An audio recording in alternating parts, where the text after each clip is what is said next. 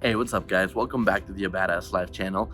In today's poker segment, we're gonna be playing day two of the $1,600 buy-in, 1 million guaranteed Mr. Bounty at the Lodge here in Round Rock, Texas. We're getting ready. It starts in a couple of hours, and we are coming back with about 40 big blinds, I believe, which is plenty to do some damage, run deep. We had 1.5 big blinds yesterday at one point, about 20 minutes before bagging. So it was a crazy roller coaster. But we found a bag, and today we're gonna try to run deep, do our best, and see what we do. Let's get to it.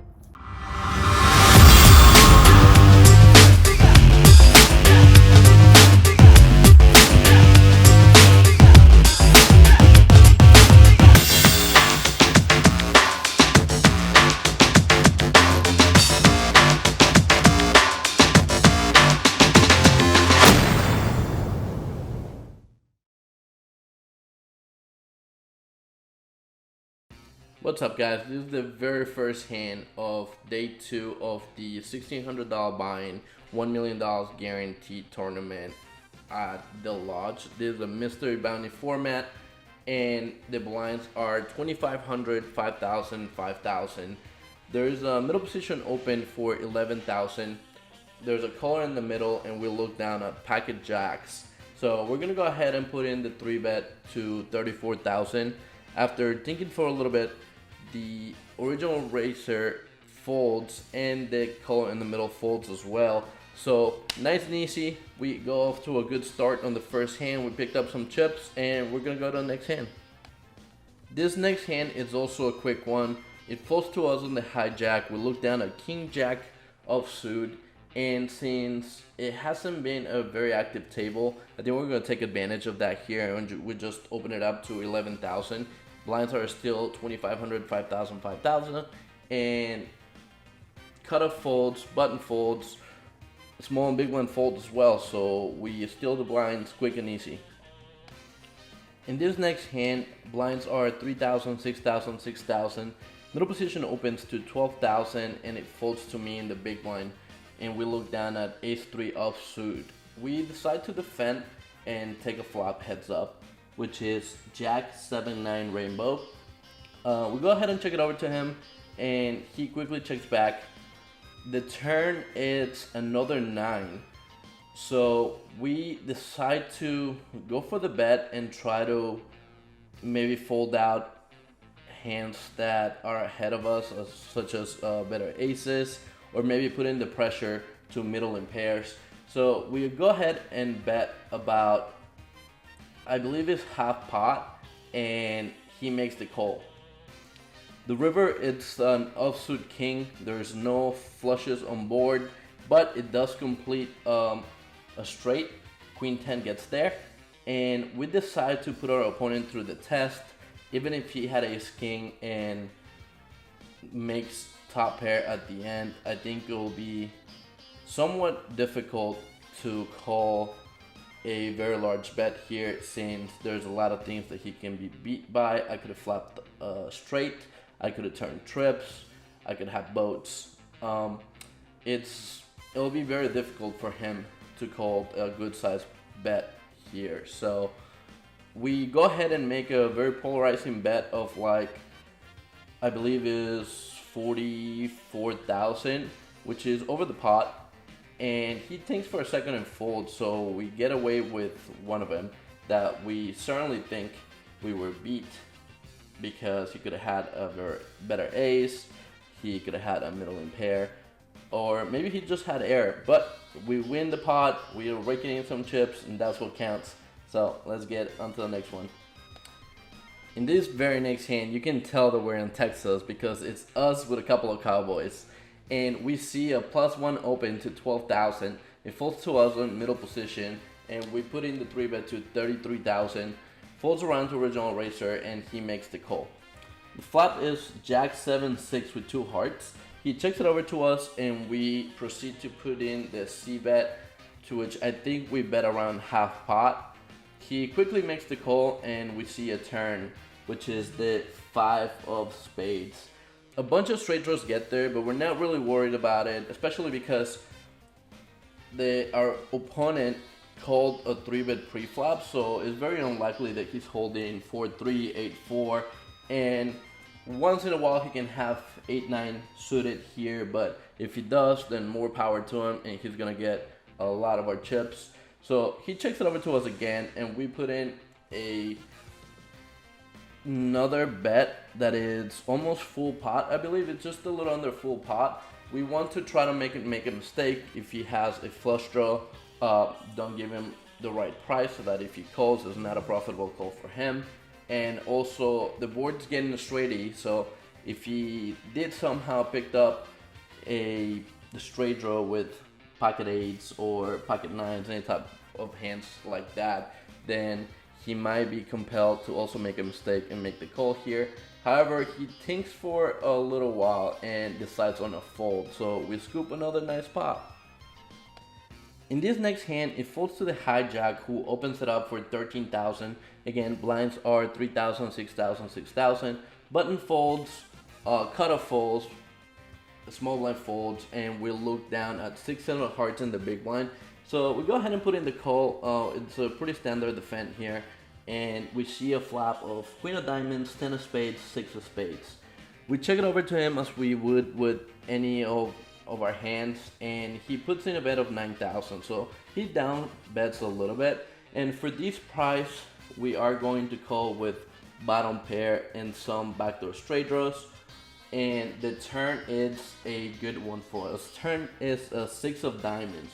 We put a backdoor flush draw, a diamond draw in there as well, so now we have a double flush draw, and we check it over to him again, and he checks back. Now I think we probably could have make a bet in here, but at the time we just decided on a check, and unfortunately he checked back, so we go to a river, which is an 8 of clubs.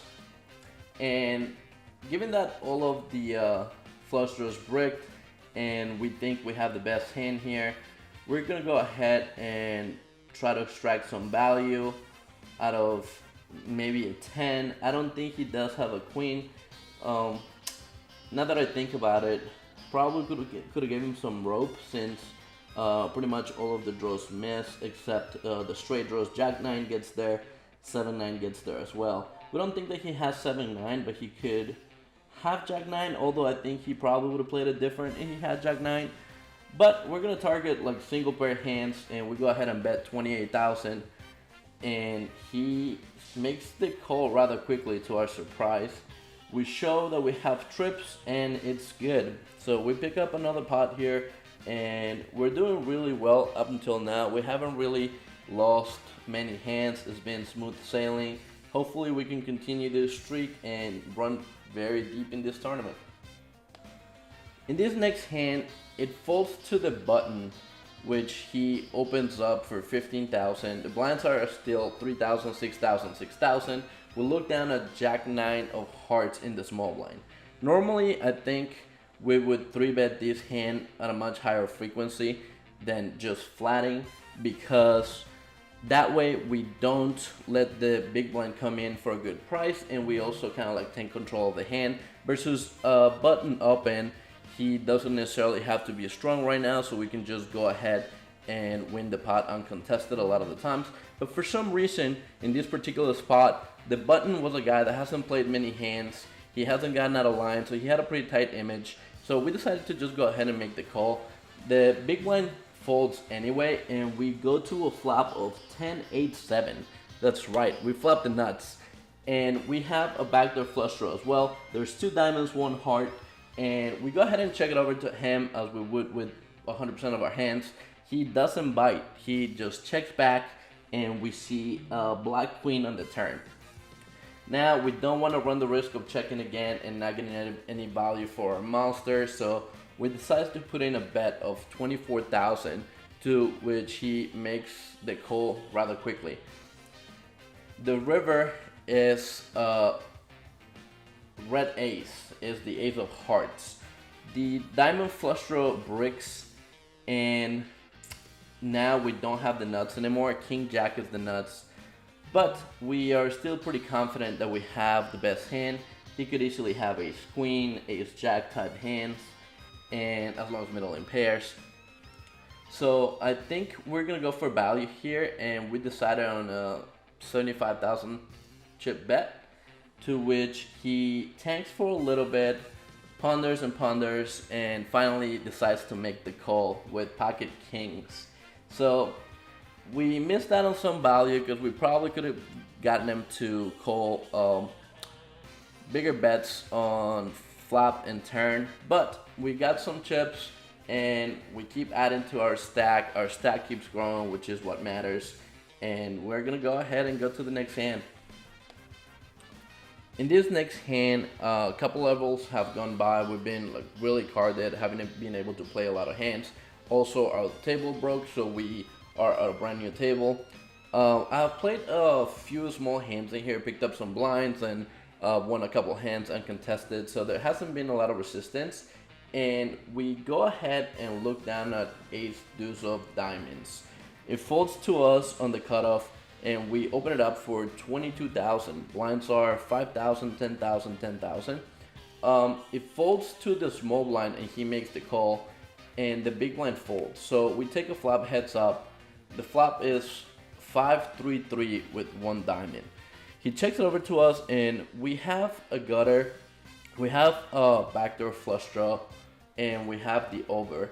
So that's enough for us to go ahead and put in the c-bet, and that's exactly what we do. We make it 32,000 to go, and he quickly calls. The turn, it's an offsuit king, so that is actually a much better card for us than for his calling range. We have all the ace kings, we pretty much have all the strong kings. So he checks it over to us again, and we decide to go ahead and continue betting, putting max pressure on a 5 or any other type of hands that, you know, still have some equity that might just make the fold here. He could have 6-4 for an open-ended, 6-7 for a gutter, all those type of hands. And unfortunately, he doesn't feel like just making the call. He puts in the check raise to 177,000. I believe we made it just under 70,000. I think we made it 65,000, somewhere around there. And you know, at this point we cannot continue.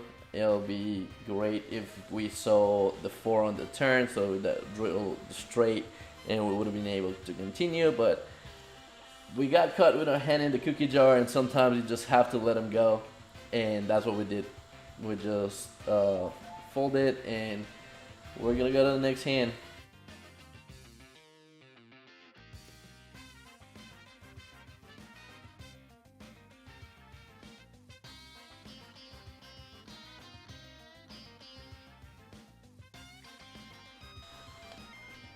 This is our very first hand in this new table. We got moved right into the big blind, and we look down at queen 8 offsuit. Under gun +2 opens it up for 22,000. Blinds are 5,000, 10,000, 10,000. It folds back to me, and we decide to defend our big blind with the queen 8. Original racer is Ebony Kenney. She's an ACR pro. She's very capable. She's a very good player. So we had to proceed with caution here. We didn't want to make any big mistakes, but the flop is a pretty good one for us. Flop is Jack 10-9, 2 spades and 1 diamond. We go ahead and check it over to her, and she makes a continuation bet of 15,000. She decides to down bet here, and since we flopped the second nuts and there is a flush draw, it's a pretty wet board. We want to go ahead and put in as much chips in the pot as possible, so we go with the check raise to 42,000, to which she makes the call. The turn is the Ace of Spades, so the flush draw gets there, and also if she did have king queen and flops the nuts, we're still behind, but we are not necessarily too scared about it, especially after we check and she decides to check back. The river is an offsuit 3, So it's a complete blank. If we were still good in the turn, we're still gonna be good in the river. And we decided to go for some value and make it 65,000. And she pretty much snap calls. We show her the queen high straight, and it's good. You win. So we're still accumulating chips. There's about 50 people left. So we're hoping to continue to run good and run deep, hopefully final table, or win this event. So let's go to the next hand and see what happens. In these hand, blinds are still 5,000, 10,000, 10,000. Under the gun opens it up for 23,000 and it folds to us on the hijack. We look down at Ace King of Spades. This is a premium, so we're gonna be looking to put in the 3-bet, and that's what we do. We 3-bet to 65,000 and it folds back to him.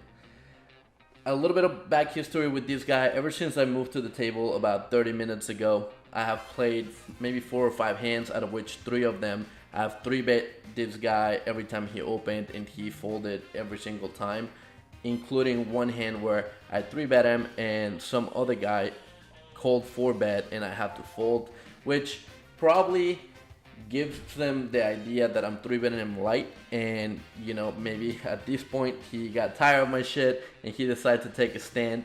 So he went ahead and 4-bet all in for a little bit over 50 big blinds, I believe. I think he had just a little over 500,000. He had me covered only by a couple of big blinds. So we go ahead and snap call. He has ace queen, and unfortunately he gets there. Flop is queen, jack, X. We are hoping for a king or a 10 to be able to scoop a massive pot. If we win this hand, we are going to have a little bit over 1 million chips. Will be over 100 big blinds. It'll be a top 5 stack, so we'll be in a really good position to take this tournament down, or at least run deeper and make a final table. But unfortunately we cannot catch up. The turn and rivers are blanks, and we just have to knuckle down the table, say GG, and move on to the next one. Alright guys, that was all she wrote for today. We lost a massive key pot. It was about 1 million chip pot, and it would have put us in the top 5 stacks in the tournament with about 50 people left. We got it in ace king versus ace queen. Unfortunately, it was a queen high flop. We had a Broadway draw as well, so we had a little bit more outs, but couldn't get there. And the dream's dead. This trip was a pretty cool series. They did have pretty good tournaments. Jen and I got into all of these tournaments for a total of just a little over 25,000 in buy-ins. We cashed for a little bit, but still were stuck a bunch. So we played some cash. I couldn't really record a whole lot of it.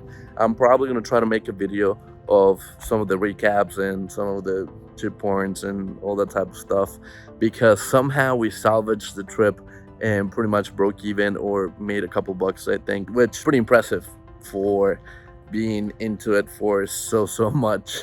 So it was a good trip. Texas poker, it's crazy. It keeps getting better and better. The lodge is doing really good things, and you know, happy to be here. Hopefully we can continue making these vlogs, and hopefully you guys like it. If you guys liked the first few episodes or the first few vlogs, just do me a favor and hit the like and subscribe button. I want to grow this channel. I want to do some pretty cool things in here, so I'm hoping you guys like it and you guys help me grow it and follow my journey. But thank you so much, and I'll see you guys next time.